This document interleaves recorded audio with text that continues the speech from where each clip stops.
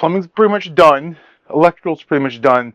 Now we're going to address the big surface, which is we're going to be putting walls up. But I can't just put walls up. That's just not going to work because, well, there's so much that has to go behind the wall for the wall to actually function how I want it to. So, all right, for the wall, all right, this is the tub.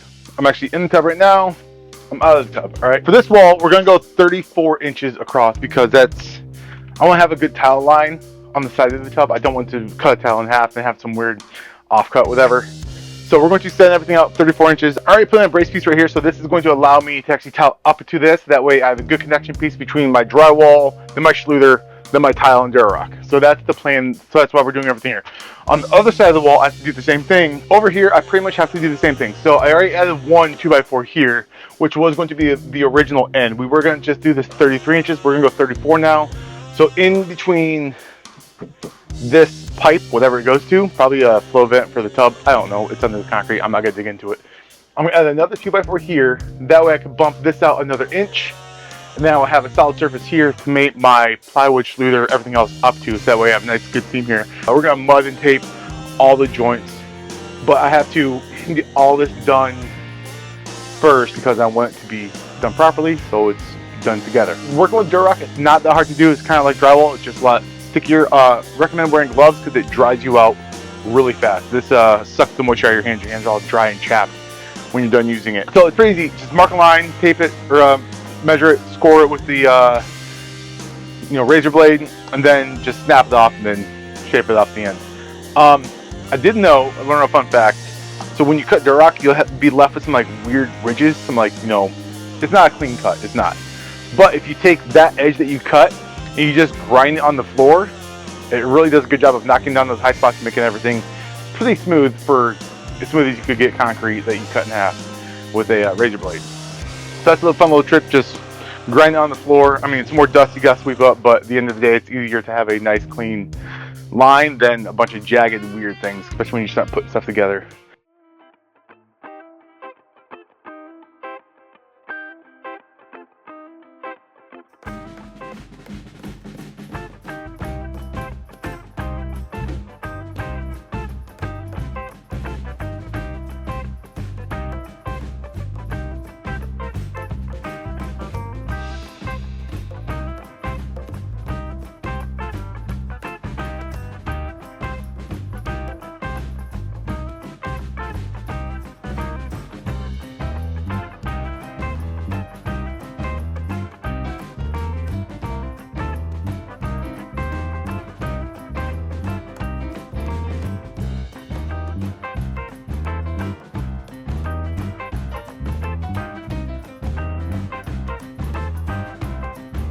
Seem like I'm not trying to help.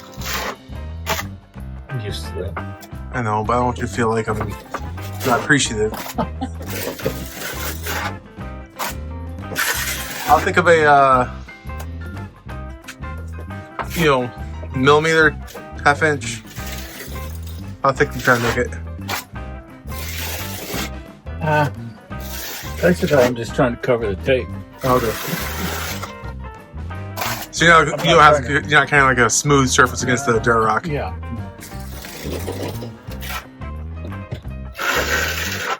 Just trying to cover the tape.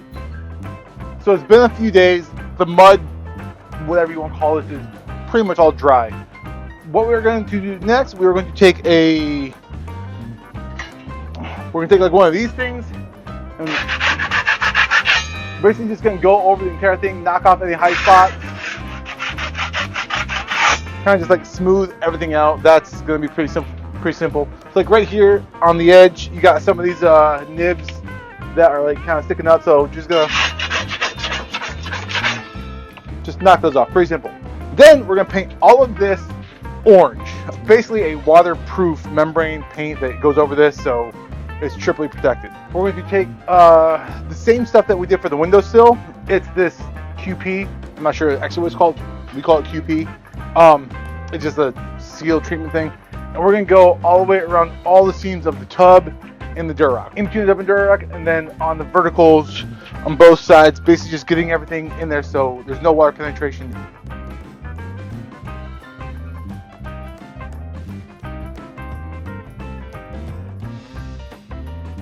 one of my issues now with dealing with the walls is I have to deal with this giant pipe. So it's a 3-inch pipe and a stud wall. Usually they're probably 2. 3 is kind of big. So if I have my level and I were to put drywall against it, it wouldn't fit. So I have this rocking action because the pipe is sticking out further than the studs. So what we're going to do with that is we're going to fur them out. We're going to fur the wall out. That way I can actually put drywall up and it's flat. I don't want a giant bulge right in the middle here. Also, what we're going to do is I'm going to put support pieces here because that's where the light's going to go. Obviously, I'm going to do durarock up here, then tile because we're going to tile above the vanity. So I'm going to put a brace piece here so I can actually screw something into the wall that's not durarock or tile for the mirror that's going to get hung that we haven't bought yet because my wife hasn't picked one out yet.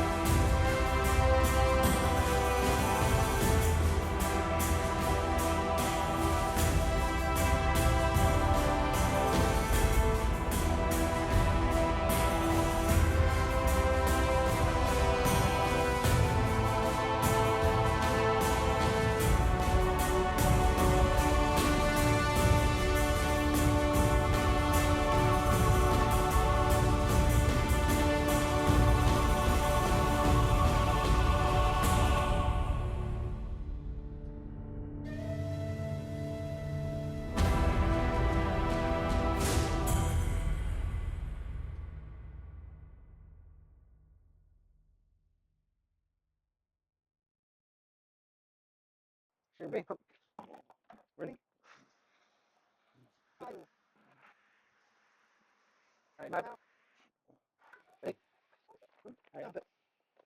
Good. In two more. I think more. Right. All right, so the walls have been mudded 3 times, and what we did, we just put the plaster on, let it dry. Next, they came by with a trowel. We went and scraped off all the nibs and the high points. Put another coat on, let it dry, scrape off the nibs. Again, third coat. Then lastly, we put a skim coat on, which is just a really small coat. Pretty simple. All you do is you go and you put a lot on the wall and you hold your blade at 90. You basically scrape off 90% of what you're looking at. So a very light coat for the finishing. Now we're going to sand everything, and talking with the guy that's helping me, we are going to hand sand all this because he says sanding it with a machine, you can burn through pretty fast. So you can't really figure out how deep you're going into the plaster repairs with electric sander. So we're going to hand sand the ceiling, the bathrooms, walls, and everything.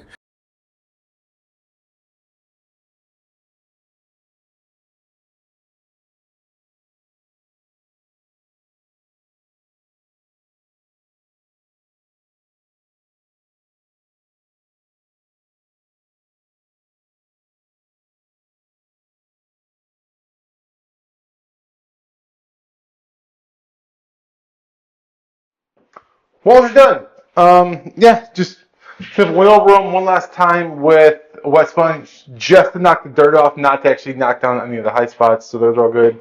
Then went and circled and just patched, and yeah, so walls are done. So now it's on to the next part of the project. Yeah, if you have any questions, let me know, or don't, whatever. You do you, and I will catch you on the next one. Let's see.